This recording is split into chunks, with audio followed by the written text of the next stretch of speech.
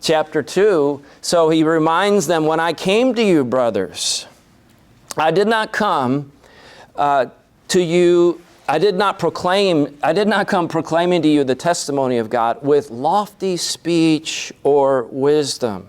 For I decided to know nothing among you except Jesus Christ and Him crucified. Now, by the way, that's sometimes abused to say, you see, all that matters is just preaching Christ and what our doctrines are about the role of women or worship or when we take the Lord's Supper and all these other things that we think are so important really aren't that important. All we need to preach is Christ crucified. Well, of course, he's being hyperbolic here. He's making a point because throughout the rest of this letter, what does he address? The role of women. He addresses worship. He addresses scriptural worship at length and the doctrine of the resurrection and other matters. So, sexual purity and the purity of the congregation and disfellowship of a fornicator. So it's not that that's all that matters is we just preach Christ, but that all is implied in the preaching of Christ. And the preaching of Christ, the point is, needs to be central. It needs to be at the core.